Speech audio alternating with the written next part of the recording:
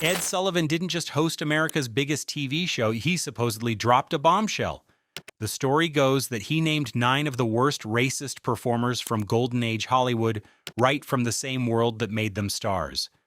No dramatic press conference, no screaming headlines, just a quiet but brutal reckoning from a man who had the power to make or break careers. If that list is real, it rewrites the way we see old Hollywood forever, and the names on it, not small ones. Pat Boone.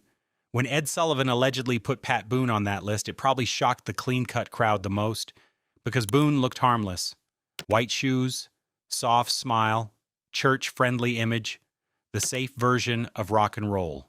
But here's the part nobody likes to say out loud.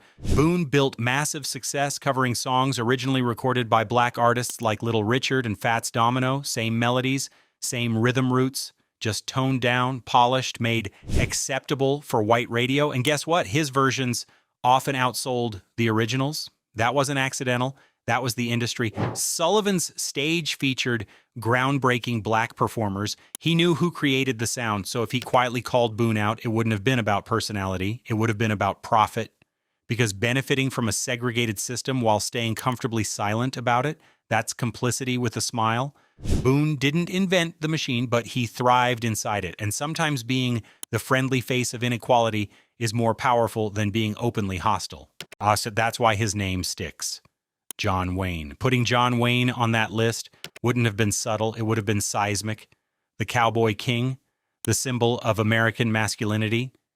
And then that infamous interview where he openly defended white supremacy. Not whispered, not twisted, printed. Wayne wasn't just a movie star. He was political, loud about it. He criticized civil rights movements and pushed back against progressive change in Hollywood.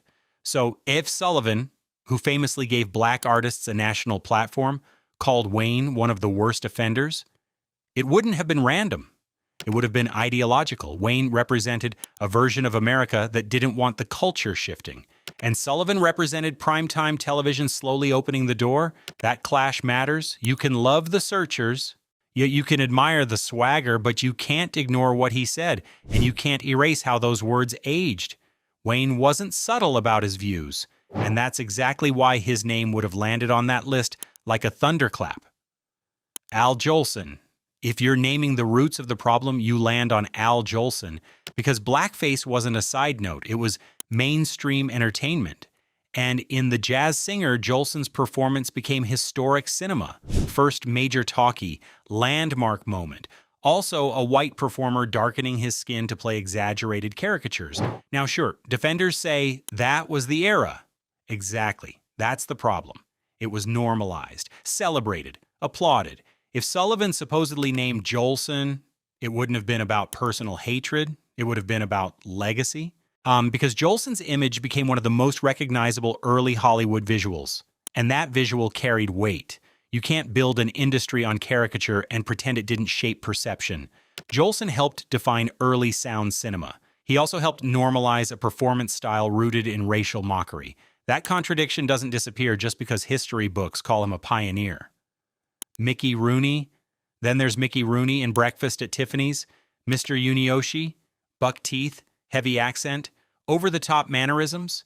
Even watching it now feels awkward, like secondhand embarrassment mixed with anger. Rooney defended that role for years, said it was comedy, said audiences loved it. But here's the thing, comedy ages. Harm lingers. If Sullivan named him, it wouldn't be about destroying a career. Rooney was already a legend. It would be about pointing at a moment that perfectly captured Hollywood's blind spot. Asian actors existed, talented ones, but instead of casting authentically, studios turned to makeup and stereotypes. And Rooney agreed to do it.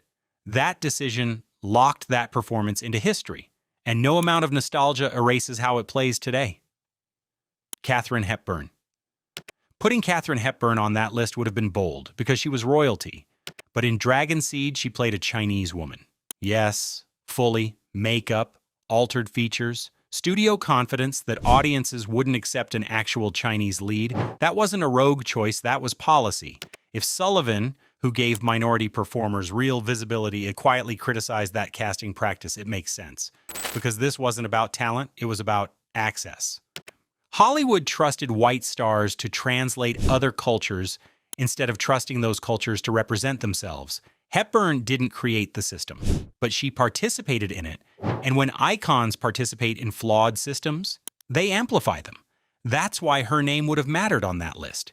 Louise Rayner. If Ed Sullivan really named Louise Rayner, it wouldn't have been because she was loud or politically extreme. It would have been because of what Hollywood rewarded. In The Good Earth, Rayner played a Chinese farmer's wife. Full dramatic role, emotional centerpiece, and she won an Oscar for it. Read that again. An Academy Award for portraying a Chinese woman, while actual Asian actors were sidelined. That's not just questionable casting, that's institutional approval. Studios at the time argued white leads were box office insurance. Translation? They didn't trust audiences to support non-white stars in major roles, so instead of expanding opportunity, they painted over it. Rayner later acknowledged the discomfort around that casting, but history doesn't rewind. If Sullivan had quietly put her on that list, it would have been about symbolism, because awards signal what an industry values. And in this case, the industry valued imitation over representation. That's not a small footnote, that's a blueprint, and once you see it, you can't unsee it. Warner Oland. Now we get to Warner Oland, the man behind Charlie Chan. Oland wasn't Chinese, not even close, but he made a career playing Asian characters with makeup, accent work, and stylized mannerisms, and audiences embraced it. And that's what makes it complicated. Charlie Chan wasn't portrayed as a villain. He was smart, calm, a detective hero. But here's the catch. Asian actors were rarely given leading roles in major Hollywood films at that time. Instead, white actors stepped into those parts. That's whitewashing before we even had the word for it. If Sullivan named Oland, it wouldn't be because Oland was publicly spewing hate. It would be because he became the polished, acceptable version of representation, while real representation was denied. You don't have to shout slurs to participate in exclusion. Sometimes you just accept the role. And when an entire generation grows up seeing white actors define Asian characters, that shapes perception. Quietly, deeply. That's why Oland's name lingers in modern debates. Stephen Fetchit. This one is layered, messy, uncomfortable. Stephen Fetchit, born Lincoln Perry, he became Hollywood's first black millionaire actor. That's groundbreaking. But the characters he played, slow-talking, lazy, easily frightened, built around stereotypes that were already deeply rooted in racist imagery. Some argue he was playing the system, that he exaggerated the persona to earn power and wealth in a rigged industry, maybe. But audiences didn't necessarily see satire, they saw confirmation. Civil rights leaders later criticized those roles heavily. They argued those portrayals reinforced damaging views at a time when black Americans were fighting for equality. If Sullivan named him, it would have been controversial. Because Fetchit wasn't an outsider attacking from above, he was inside the machine, and that's what makes it complicated. Success in a broken system doesn't mean the system wasn't broken. It just means you survived it, and history still debates whether that survival came at a cultural cost. Ricardo Montalban. Last on the list, Ricardo Montalban, charismatic, smooth, undeniably talented, but in Sayonara he played a Japanese character, not Japanese. Again, Hollywood's favorite excuse pops up. Audiences wouldn't buy an Asian lead, so the studio chose a Latino actor instead. Now here's what makes this interesting. Montalban later became a vocal advocate for better Latino and minority representation in Hollywood. He wasn't silent about inequality later in his career, but early casting decisions still fit the pattern. Non-white cultures were interchangeable to studio executives. Close enough was good enough. And that mindset shaped decades of roles. If Sullivan named Montalban, it likely wasn't about personal prejudice. It was about participation in a flawed casting culture that kept authentic voices sidelined. And that pattern, that system, is what ties this entire list together. So if Ed Sullivan really named these 9, it wasn't about shock value, it was about a mirror. Old Hollywood sold glamour, but behind the spotlight were choices that shaped culture in ways we're still unpacking. Legends can be talented and flawed at the same time. That's the uncomfortable truth. The myth of the list may be dramatic, but the history behind the names, that part is real, and it's not going away anytime soon.